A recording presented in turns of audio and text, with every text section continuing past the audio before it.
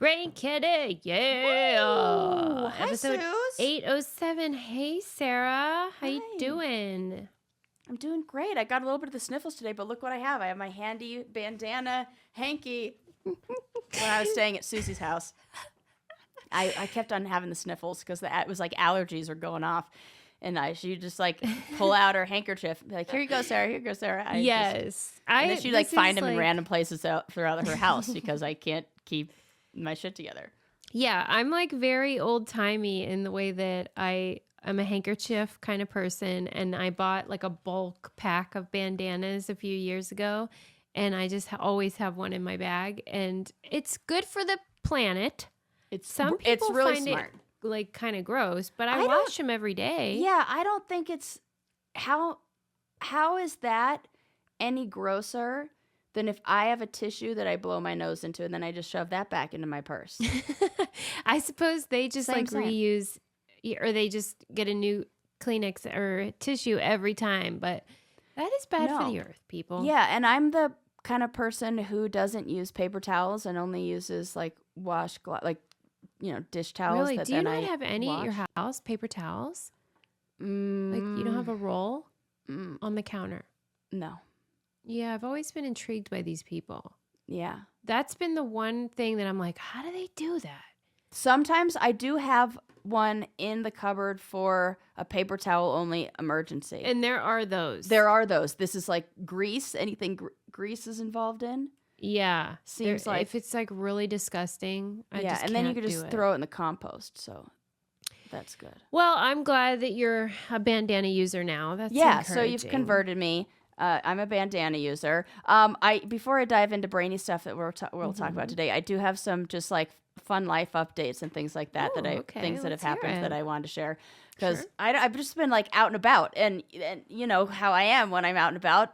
Shenanigans. Things happen. Like it's no stories if I'm staying at home. Like last 9 weeks of my life on my couch. And all I've told you about was This Takes Two or It Takes Two video game, which, by the way, multiple people wrote in and said they got the game and it lived up to all expectations. Wow. It was so much fun and they want to know more. I'm sorry, I don't have any more. That's the best one. Okay, so first thing. Yeah. Maybe you saw this on my Instagram. I went to go see Demetri Martin. Yes. Okay, Demetri Martin. Great, wonderful. I love his comedy.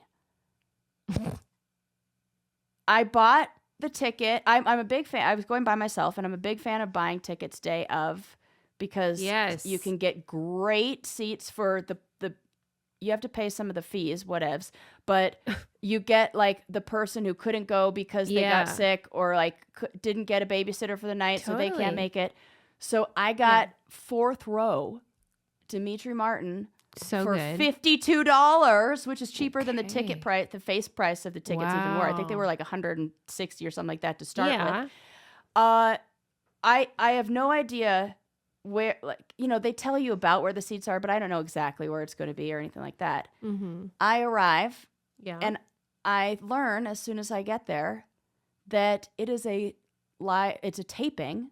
Mm-hmm. For his new Netflix special. Which is weird because he just had one come out like 2 weeks ago. So he explained this to us that he's doing a 3-part, it's part of a series of 3 and everyone connects to the last one. Okay. Which I didn't know that either. And well, how would we?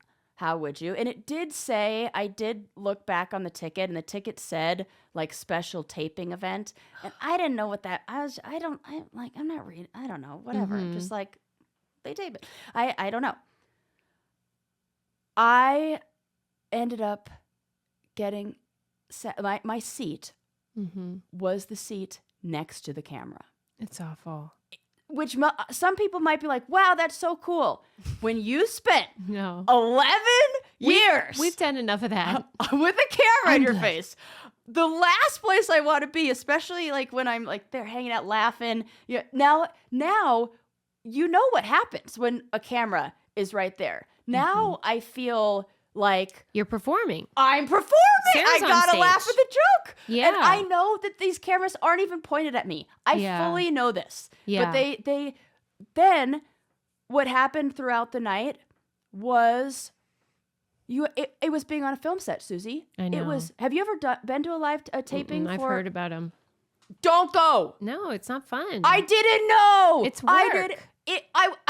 I paid. Thank God, a good fee, but a reduced fee to work. I was 4 hours. I mean, of did cutting, anyone leave? I would have left. There was one person who got drunk and had to leave. They were like had to leave. Multiple jokes had to be reset because of a heckler in the audience. Wow. Like that person should death penalty because death penalty. Everyone hates them with all their heart. Like we were like, shut up. And they had God. to reset so many times. And then he had to do the same jokes from when you watch it on Netflix, it just appears as it flows. Streamline. You don't see the cut. Streamline. Thank you. But this was nightmare. Okay, did we get that? Is that? And he's like talking. For Pete's sake, he says that? Yes! Yes! Yes, Susie. And I was trying to not be like a cranky baby and like bratty about it when I left and then complained about it on my Instagram. But I was just like, oh my God. And the show was supposed to go from 8 to 10. We did not get inside the building until 9:50 something. Absolutely not. I was so close to walking. I would have ate that $52 or whatever you said. I can't believe I did it. There's nothing funny about that. Nothing. There's funny. Nothing funny about staying up past my bedtime. It was, by the end of it, they were doing. So he does his whole set, and then they say, "Okay, everybody hold because we're going to do crowd reaction shots. Kill me now." Shut your mouth. When you know when you can feel a camera on you? Yeah. I've heard of it. Susie. This is the feeling I had and I'm going in there. I was like looking real cute that night. I had like my big hair out and I've it's seen like that too. You know? And so that's like so it's a real crowd pleaser. It is a crowd pleaser, but also maybe where the camera is gonna go. And I was like, don't look, don't look, don't look. And then I was like yawning. Well, this reminds me of the eclipse. Yeah. She looked. Narrator, she looked. Yes. So that was an experience. Ugh, and 0 out of 10. I will say, I was like, don't be complainy. Because this is a fun experience, and I bet some people would be like really into this. It's not a fun experience. No, it was terrible, and I hated every You should be paid like as an extra. Yeah, that's what I felt like. I was like, Can you imagine charging to make people sit there for 4 hours? 4 hours while you reset your dumbass spend. I hate him now. I used to like him. I know, and I made the mistake of going to the second show. So what happened was they did the first show that they probably had. It was probably started at noon, that one. Yeah, and then to make matters worse, standing in front of me in line. Oh no, was the guy who was worked one time on a film set in something, but was like, "Oh, I guess we're doing that sit around and wait thing. Oh, this is what they're probably doing," and then was like running through the details of what they're. I was like, "Oh." I know this guy. You know this guy. I would have loved to have been in that line with you, though. That would have been fun. I would have been like, meanwhile, I'm sitting there with two parents who are both in the film industry, grew up in, like this was my whole life. I've been like, have you ever seen The Real World? Have you ever heard of MTV's The Real World? Say that. Like, you know, I've got like over an entire year of me being on camera. Like when you add it all up. It's a lot of cameras. So that was my experience. I'm so sorry. My Demetri Martin comedy. Brutal. Yeah. He's a very smart fellow. Yeah, he is. But it was like seeing behind the when you see the same joke. Yeah, do you like him less? Yeah, I kind of do. Yeah, I could see that.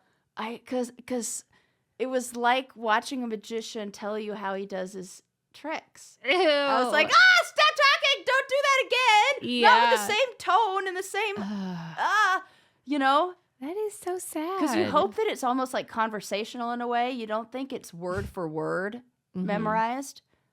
But it was. And then I think he got so hung up. He was a little anxious and he got hung up on his own words. And so he was like, I'm sorry, let me do that one again. That is like boner killer. Big time. Yeah. Yeah. Big time. He's one of those people that wants everyone to know how smart he is. Yeah. And cerebral but he is. Right. But now I'm annoyed. Yeah. He's on my bad list. I was annoyed at them. So that was one story that I had to tell you about. My other story that I wanted to share with you guys. I talk so much on This Changes Everything and just like in my work as a therapist about like trying new things and doing things that you've always wanted to do that maybe seem hard. So I went to a cardio hip hop dance class. Oh God. Okay. Susie. Yeah. I have never felt like a worse dancer. Wait, were you the only white person? No. I was not, which makes it worse because like if I were, then I could hang my hat on that. I'm that just the white person. It's worse when it's like other people, and it's one of those where they do the same moves, for like a month or whatever. Like the Roger Rabbit? Are they still doing kinda, that? Maybe I don't fucking know the nay and so I don't know what that is, but it's hilarious. Yeah. Okay. Like this. Oh, that's the nay? Yeah. Wow. I mean, at least if according to this white girl. Yeah. Right. Okay.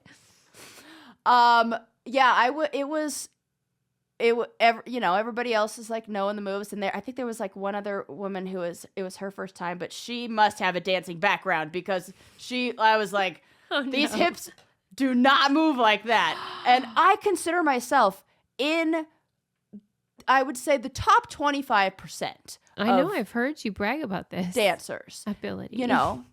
And I feel like I've seen myself.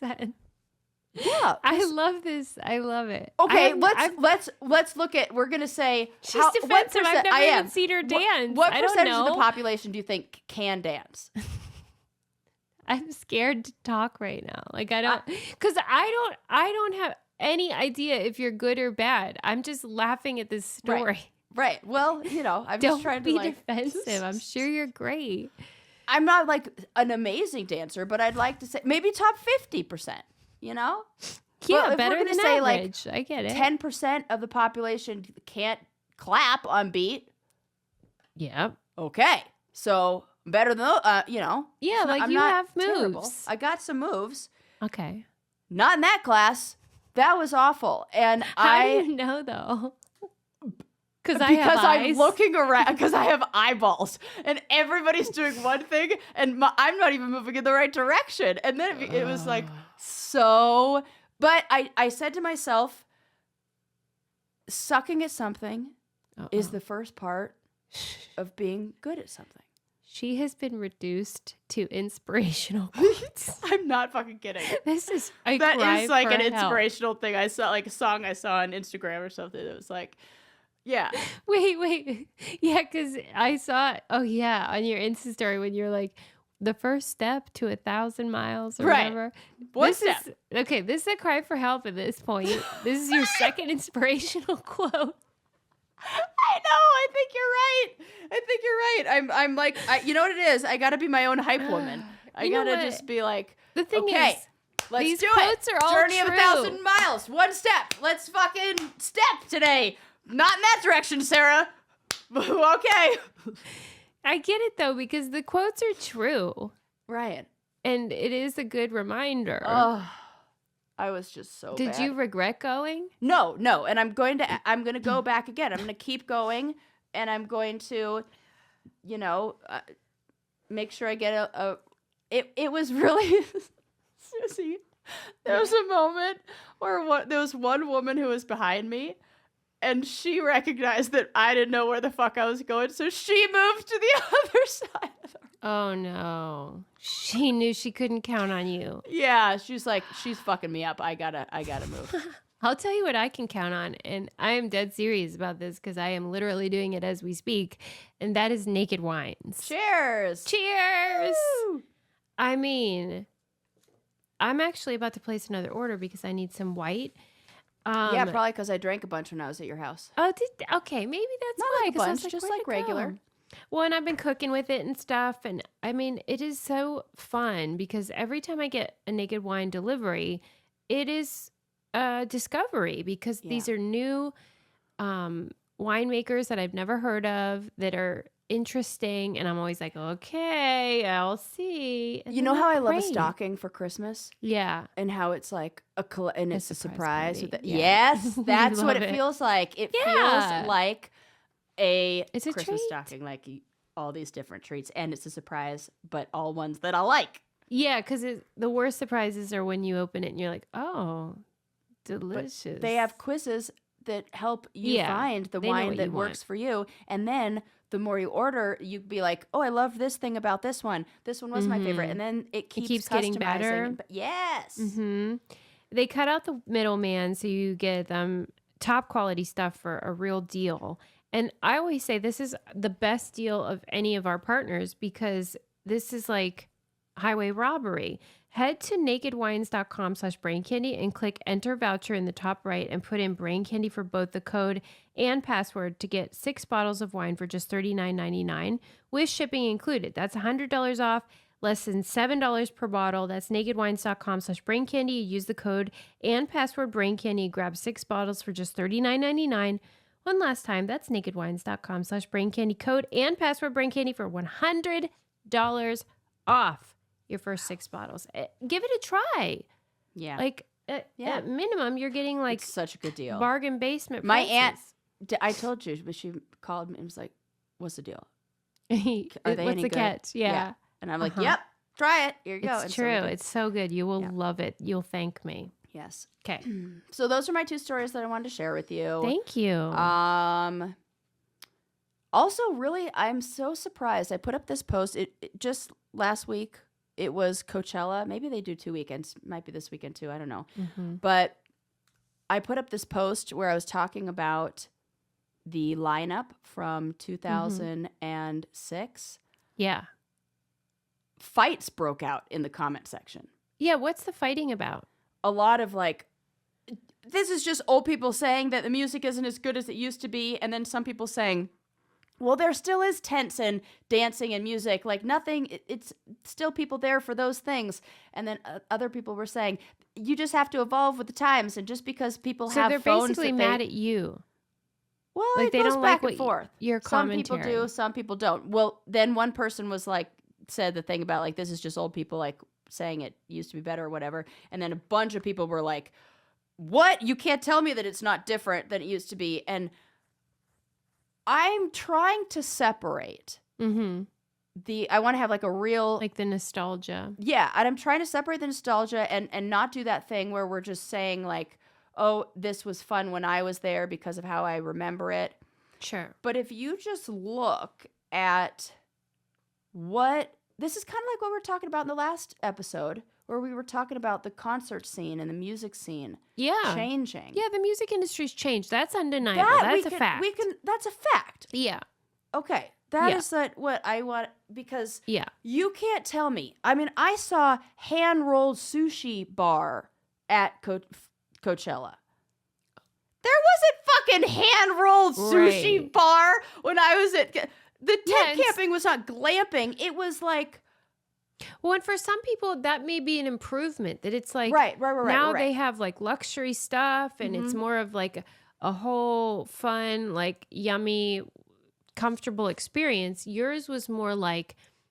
almost like the Woodstock vibe of like, we're going to get down and dirty and just listen to some tunes. Yes. And for some people, that's better. And for some people, that's worse. That's a really good way to put it. That is, and there was, because social media wasn't a thing. Yeah.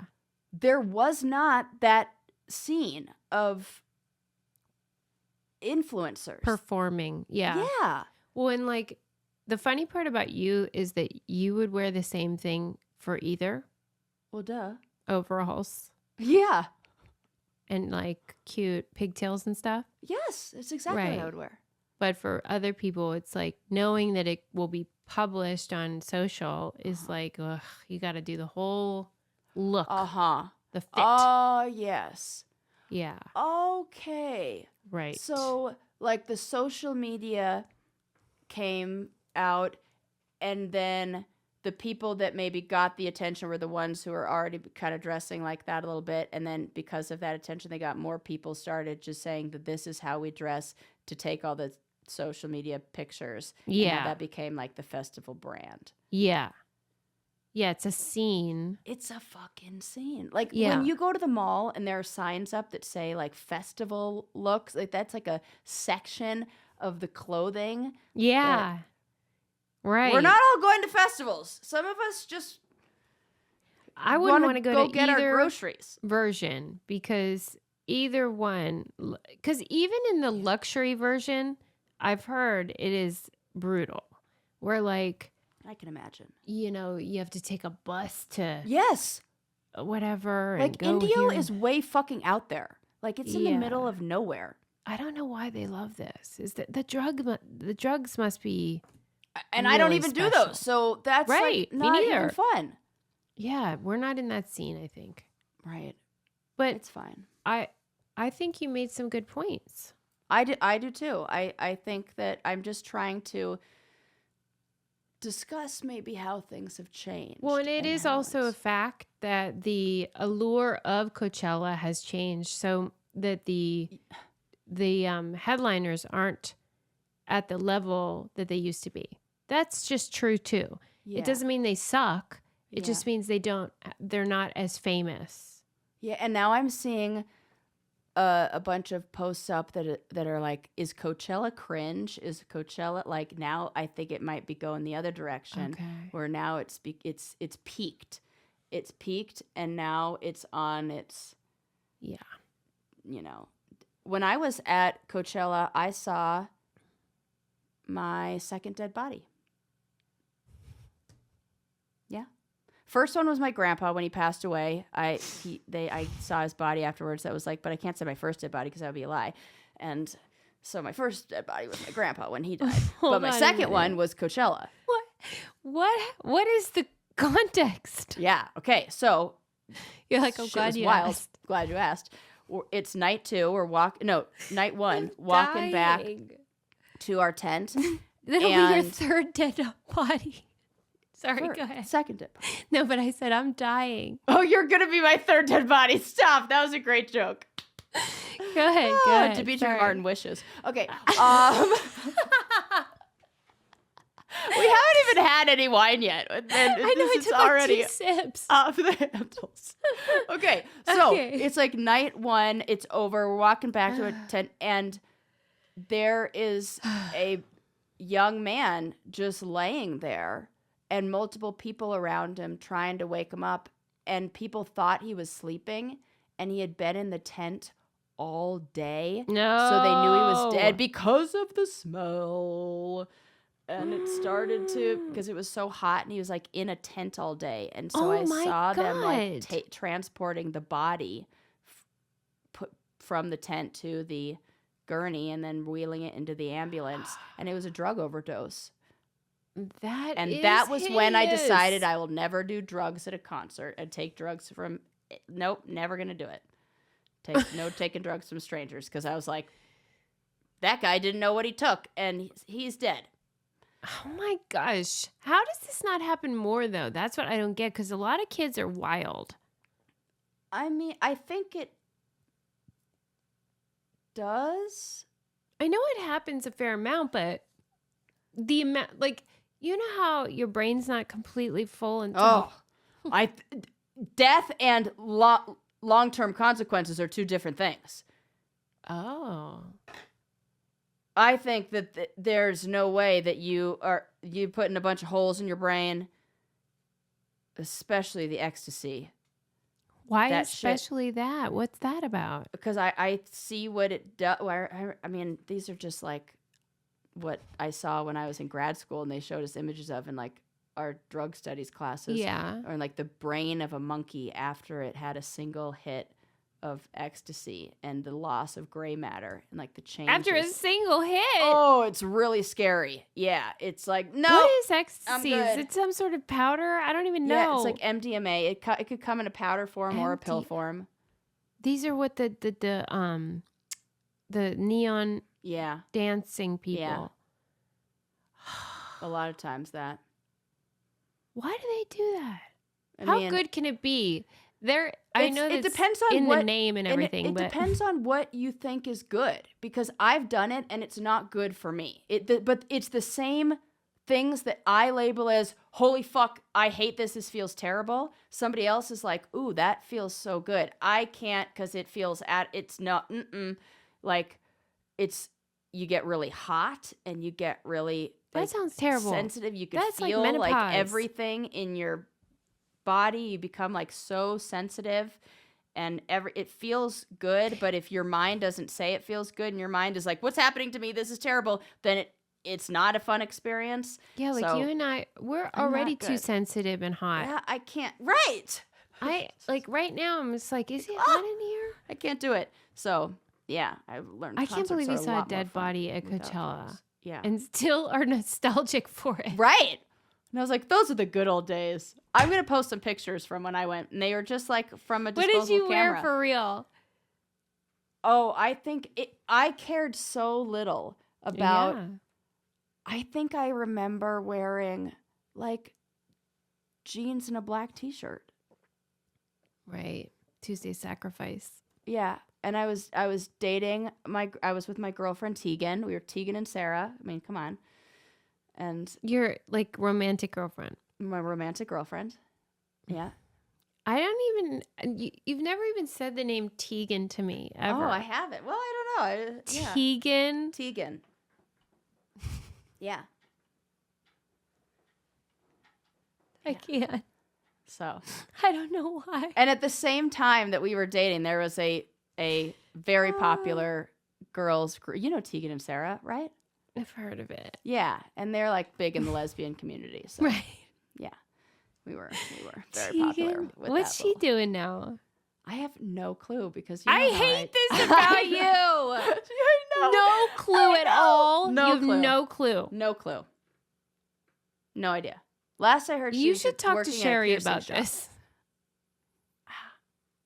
About how you. What do I say? I don't keep in touch with my exes? No, it's not keeping in touch. It's keeping tabs on. And I don't keep totally tabs different. on my exes? Yeah, because basically, like, honestly, Suze, I think it's that I forget. What were you gonna say? Honestly, once what? Well, I was thinking is like once you decide somebody's like not for you, then right. It's like they don't exist. It's like I think that's fair. The third dead body. You're right. But here's why. Because I think that I give mental energy to the people that I am close with. Yes. And I have very limited mental energy. And so you're tapped out. If there is somebody that I realize is essentially going to be like a waste of mental energy to think about and dwell on, and it's not worth it.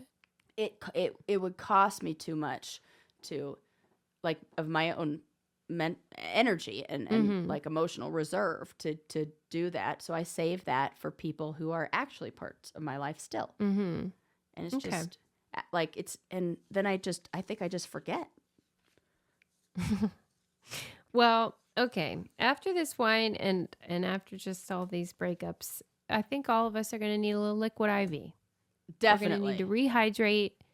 Listen, get back on track. I had to have like 4 of those after my dance class. I'm not. You're laughing like you think I'm making a joke. I thought you were going to say after your flight or something. No. No, Susie. After 60 minutes of whipping and naining. Stop. I can't take it. I need it. I'm done. Okay. All right. Hold on. My apologies to Liquid IV for not being a professional right now. Oh, gosh. Okay. If you would like to hydrate. Okay, because here's the deal. It's a powder and you pour it in. I'm not doing anything now. I am being very serious.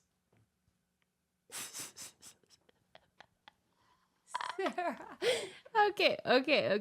Got this.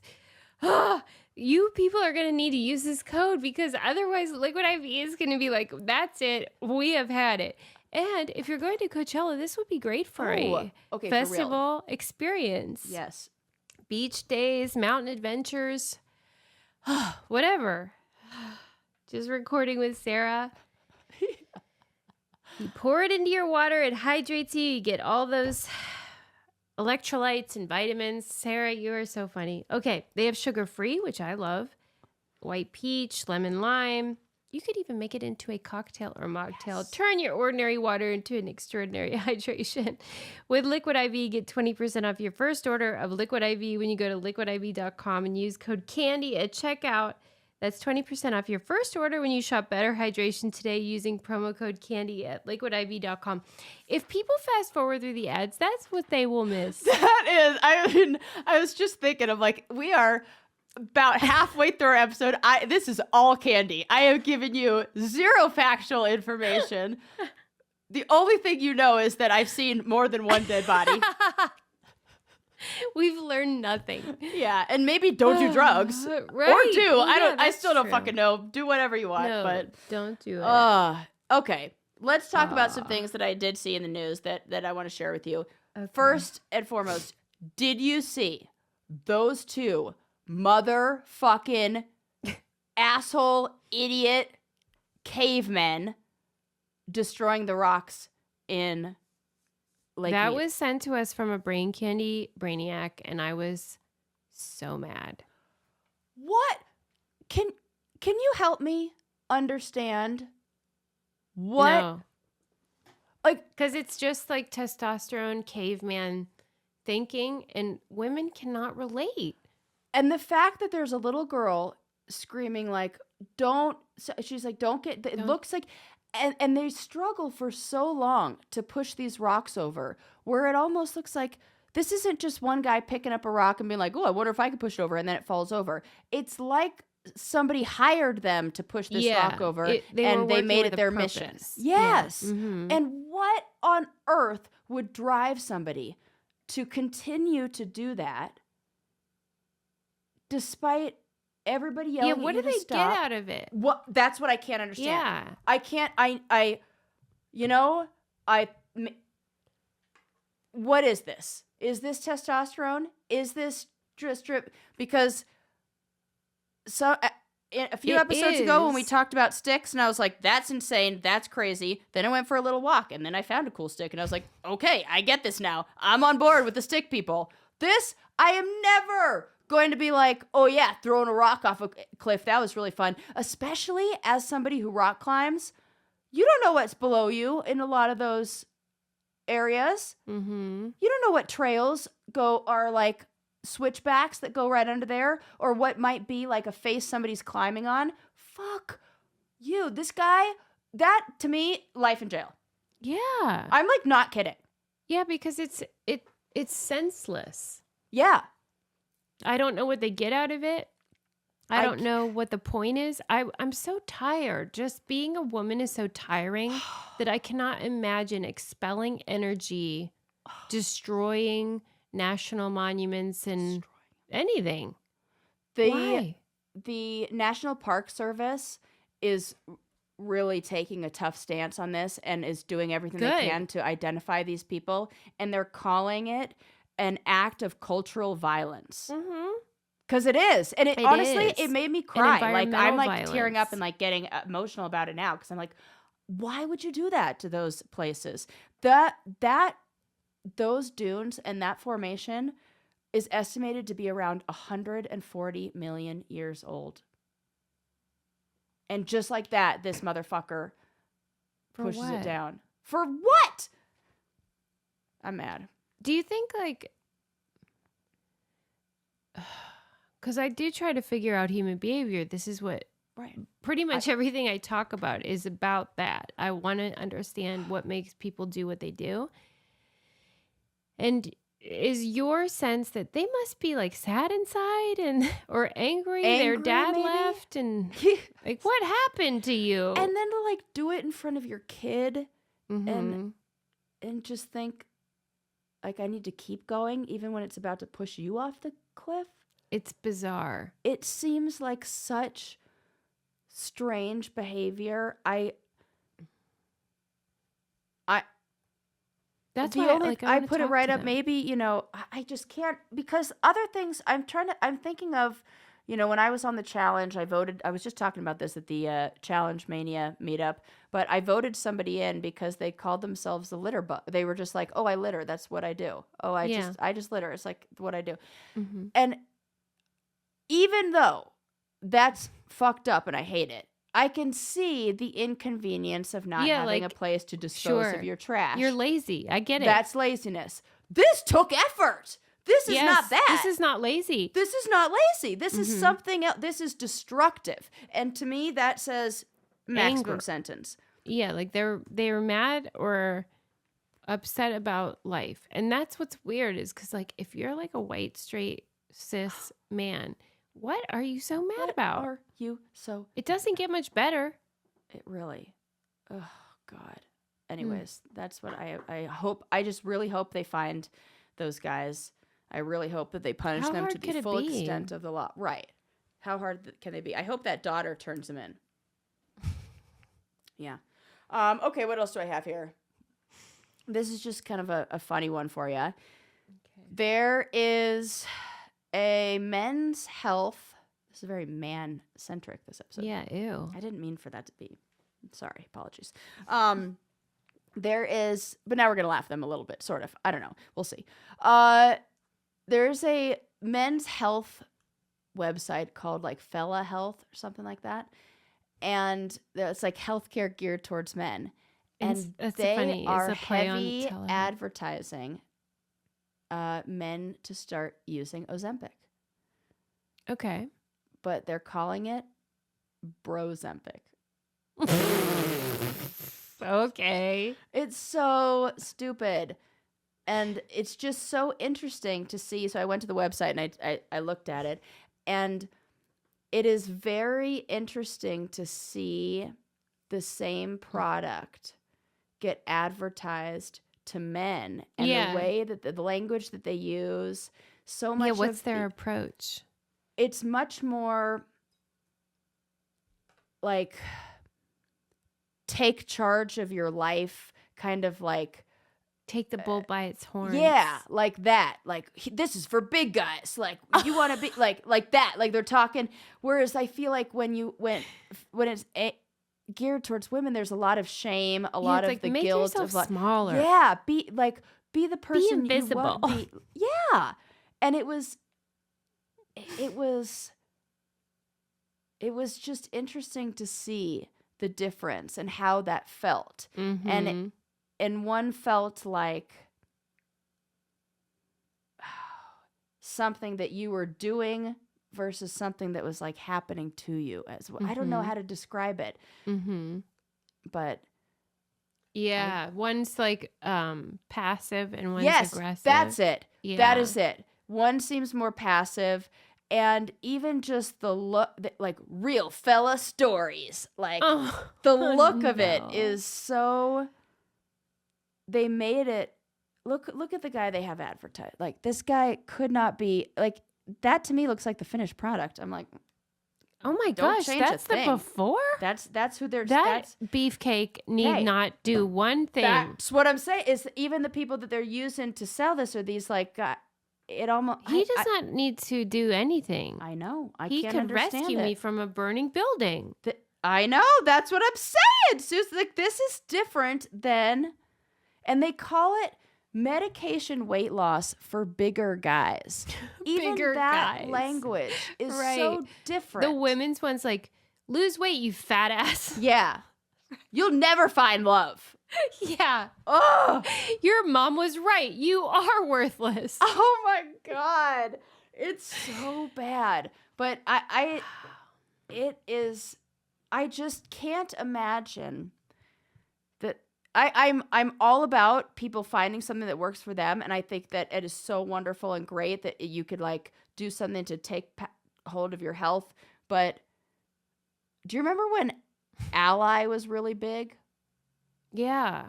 So Ally was a medication that you can take that would separate the fat, like the saturated fats or certain kind of set of fats from your diet, from your digestive system, like wouldn't allow you to absorb that or something. Mm-hmm. And then when you went to the bathroom, you would. What? I didn't know about that part. Oh, if you ate anything greasy. Maybe I should go on that. That sounds great for me. Oh my God. If you ate anything greasy, it would come out like orange grease out of your ass. Shut up. I'm talking like you can't even control it. It's like dripping out of there because it's oil. It's like just moving you have like through a your leaky system. Bowel. You got a leaky and oh, yep. Lord. You go to the bathroom, and I'm saying this as somebody who tried it, who definitely used it. And you saw that come out? Oh, yeah. Holy heck. Yeah. How long did you use it? Oh, probably just a month. Well, maybe did you lose any weight? I would say any weight that I did lose was more from a change in lifestyle. It was a time when I remember I moved to San Francisco. I started running. I started like... You and Tegan just... Exactly. Going to festivals. That's exactly it. 100%. I was like, right. I gotta... These ladies want somebody active. Hang on. But that's the claim, though, that this fat is just going to come out your beehole and then... supposedly people will lose weight. Yeah, like you don't absorb the fat. Seems like Ozempic's a real upgrade. Then. Yeah, it definitely is. And you know, I'm all about things like that. Obviously, I tried that before, you know, but it just makes I wonder what do we have any research on what happens 20, 30 years after using it? Of Ozempic? Yeah. Oh, Ally. No, Ozempic. No. There's no way to know that. Right, because it's brand new. Mm-hmm. Huh. Okay. I just think that this is going to be interesting. We're all doing like a little experiment. Yeah. I mean, that's true of so many things. I'm reading Empire of Pain, which is about the Sackler family who own Purdue, which makes, you know, opioids. Yes. And like... It's a great book. It's so detailed and it's fascinating history of the family, but also of medicine.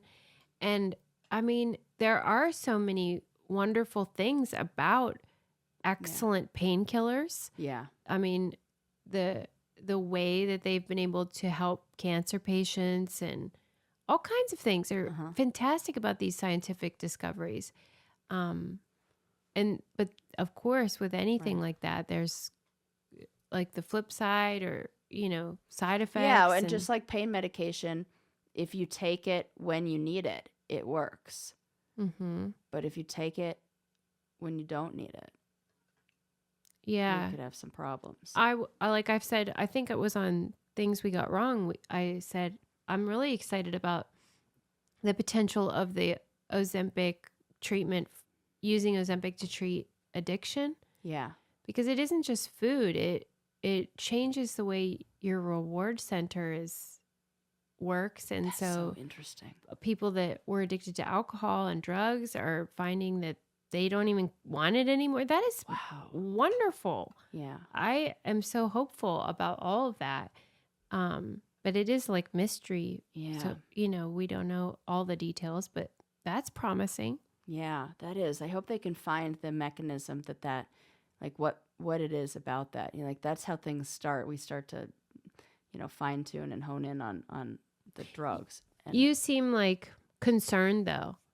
Yeah, I feel I just have a weird feeling that there's going to be like, I don't know, like stomach issues, like you have ulcers or something like down the line that. But I guess it's like anything. It's a what do you call it? Harm reduction and cost of living, or like quality of life, or whatever. Which is, you know, I'll take a stomach ache if it means that I get to be active and play with my kids. Mm-hmm. You know, I think that a lot of the ick that people may feel is because of the class problem. That is a lot of it for rich people. Yes, it is. So that's what I don't that like. Could actually benefit in a meaningful way are often excluded from its use. That's it. That's kind of what I meant about people who are in pain taking it versus not. Like if there is some definite, but like some celebrity Post Malone, who's right? Like fuck off. That's what I mean. Like these celebrities that are already in the normal range, right? That's what I'm saying. Kylie Jenner or whatever. Really? Yeah. But then the people that could actually extend their life don't have access to it because of it. It's like cost prohibitive. That's probably more of like what makes you feel like. I think that is it. Yeah, I get that. That is it. Yeah. Okay. Do you want to hear about the guy who stole all of the thing that I was going to talk about from the last episode? About the fish? But more than that, I want to hear about how much you love Honey Love. Oh, I think my entire trip to Pittsburgh was sponsored by brought to you by Honey Love. I love this stuff, and I want people to know that if they are in the market for any kind of shapewear, leggings, bra. I really want to try that dress. I feel the same way. Because there's no way that that's not going to look fantastic on everybody. That's what I'm thinking. Yeah. And it's like one of those dresses that you keep forever because it's what you wear to everything because it's this little black dress. Yep. Yeah, their products are super high quality, super comfortable, super flattering. They have something for everyone, but they have the crossover bra, they have the V bra. It's like casual, everything that you could want. Treat yourself to the best bras in the market and save 20% off at honeylove.com/braincandy. Use our exclusive link to get 20% off, honeylove.com/braincandy. After you purchase, they ask you where you heard about them. Please support our show. Tell them we sent you. Honeys, you deserve this. I love Honey Love. Okay, so. Yes, tell me your story. This, in true Sarah fashion, got it a little mixed up because he didn't steal fishing lures. It was the largest theft. Oh, wait. Set it up again. Okay. So Susie was talking. The art heist. Susie was talking. Yes, was talking about fishing lure or fly fishing, and I'm like, oh, have you heard about this heist, this theft of what I had said was like fishing lures, the biggest of all time? She said, art heist. It wasn't. It was the most that was ever stolen from a natural history museum. Because it was not from a museum. What he did is he broke into the British National History Museum and stole feathers of exotic birds. To make fly fishing. Oh my gosh. Because the feathers are... He was obsessed. Why would you do that? Because he was obsessed with Victorian salmon fly tying. He became like obsessed with it, and they are really beautiful. These ties look like this. You're like, he has a good point. I mean, that is pretty. It's pretty. It's nice, and that was a classic fly. What did you call it? Victorian salmon fly tying. Okay. Yes, it is. They call it a passion for beauty merged with sport accessory. Hooks that are elaborately decorated with brilliantly colored feathers, bits of fur, and specialty threads. And so the more brightly colored and the more elaborate they are, the more interested the salmon are. And so he became obsessed with making things. And he... Get it from a parakeet, though, or something. Well... You know what I mean? He was like... I think he became a little obsessed with having the exotic, like there. It seems like there is this very like niche subculture of like these people who are obsessed with Victorian salmon fly tying, who are, because a lot of the things that they use to tie them are off of exotic or extinct birds.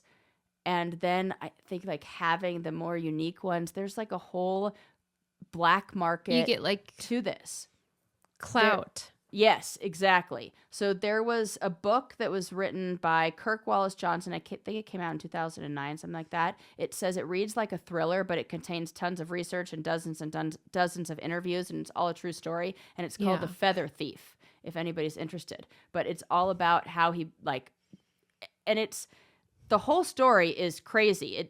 They turned it into a whole book. It says that it's an adrenaline-fueled heist story filled with weird twists, macabre motivations, and crazy courtroom antics. And the truth is stranger than fiction. You're telling me that's a true story? Yes. Feather Thief. I got to put that on my Goodreads. Yes. Oh, let's read it. That sounds really interesting. Yes. And and one of the craziest parts about it was that when the security guards came, so the security guard comes and sees, like, he's doing like his nightly rounds, and also the guy was like a famous musician, like practicing music. He like played with like the national orchestra or whatever. So he like leaves an orchestra performance and then goes in the middle of the night. And where did you hear about this?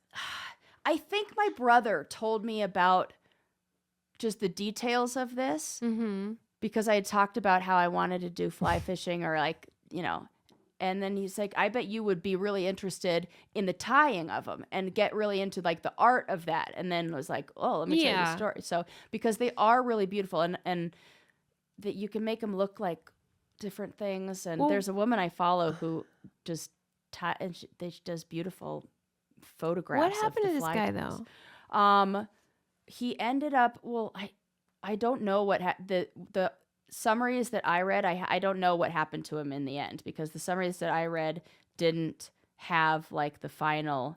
I can't believe he's stealing it from museums. That is stupid. Yeah. The case went to court. Oh, yeah, that was it. Irwin's lawyer claimed he was a victim of Asperger's disease, which now is dated. We don't use that. Obviously. And and he was released and did not have to serve any jail time for his crime.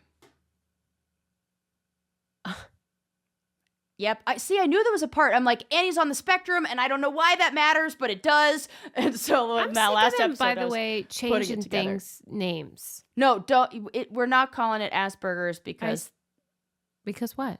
Because that was named after a man who is a Nazi, like used humans as experiments. Asperger is a person.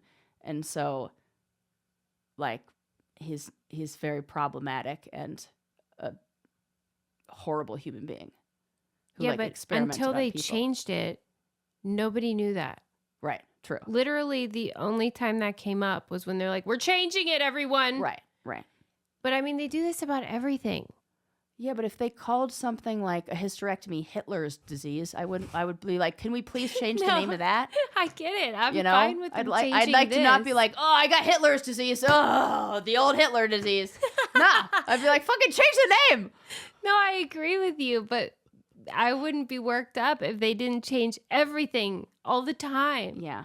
Well, everybody needs to stop being fucking problematic. Yeah, but that's never going to happen. So we need to stop naming things after people.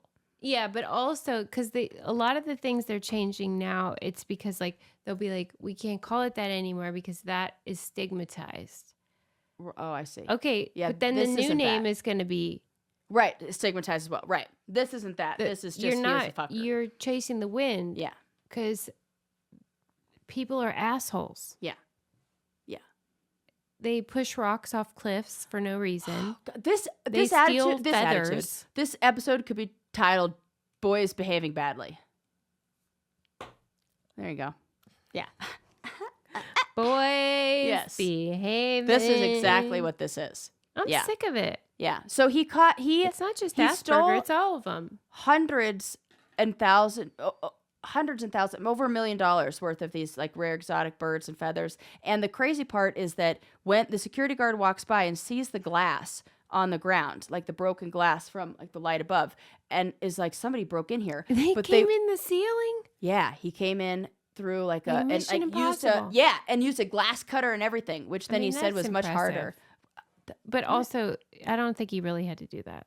No, he probably didn't. He could have just walked in there and then So they of course know somebody's broken in. So they go and they look at all of the expensive things. They look at all the things of value. They have a book that's like one of the rarest books that's worth like 11.5 million. That's on birds of like rare birds, untouched. So they're like, and he's an idiot. Who's this fool? Like they didn't even take anything. Whatever. And it wasn't until there was a fly fishing show where somebody noticed feathers that were like, how do you get these? And they had put out like a, if you see something, say something kind of statement. And then somebody reported that and they found him through that. Cause like, wait, listen, he almost got braggy. He's like, I got to show off these amazing ties that I made. And I think they sell for a lot of money. So he used those feathers to turn it in. And I got to tell you. They let him go. That was the ending that I did. They should let him go. You know why? Because if you don't even notice. Right. After glass is cut in your ceiling. Right. And somebody you didn't really Mission Impossible into your museum and took the feathers and you can't figure out what he stole. I don't think you appreciated those feathers. That's what he thought. And he had gone to visit. He saw the feathers. Like he had gotten some sort of pass or permit or something from the museum and was shown, like, because he wanted to see them, like for research purposes or whatever. He saw a special tour. Yeah, he was that guy. He got a special tour of the feathers. Then he's like, "Oh, you guys keep these in this dusty, dingy. I'm basically free. These are really nice feathers you have here. Be ashamed if something happened to him." He probably said that, and they still were like, "Who could have done it?" Would be ashamed if something happened to him. Oh, Susie, that's a good joke. You are good today. It's the Naked Wines, I guess. Must I be. don't know what happened. Yeah. So it was your hip hop class Liquid IV story. It's just like, I'm just reporting the facts, not even a story. So hilarious. Okay. Okay, what else do I have to tell you? We have to wrap it up. Okay. What else can I do? I can't take. I've lost her. This is good. This is the best. This is just how I like her. If I can get Susie silent laughing, then I have succeeded. Stop. And this is why people should watch the YouTube videos. Yes, of this. These are up now on you guys YouTube free. did not you know. can subscribe to our channel. Subscribe to our if you channel. want the video version. Like and subscribe. Do I look like a little influencer when I do that? Okay, so what we learned today is that Demetri Martin is on thin ice. Thin ice, buddy.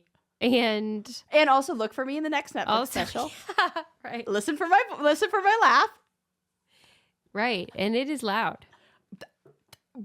Comedy Club Sarah is... Susie, all of these thoughts were going through my head. I was like, oh, for fuck's sake. Now people are going to think that I'm laughing like this because I want to be on camera. When really, the last thing I want to do is be on camera. Like, come on. Okay, I know. anyways. You should get money for that. Yeah. Sarah saw dead bodies. Yeah. And she has an ex named Tegan. If you're out there, Tegan, just want to know what you're up to. I should find her. Just curious. How long did you date her? 2 years. We lived together. Yeah. 2 years, huh? Yeah. Interesting. Yeah. Okay. Men suck. The end. Yeah. Don't push rocks. Good job. I love all these stories. Oh, good. I didn't even get to some of the other ones, but we'll save those for next time. I wasn't even done. Yeah. Okay. Oh, thanks, guys. Use our codes. Subscribe. Please use them. My God, they're going to cancel after all this. Okay? What? Everybody, please use the codes. We love you. Bye. Bye.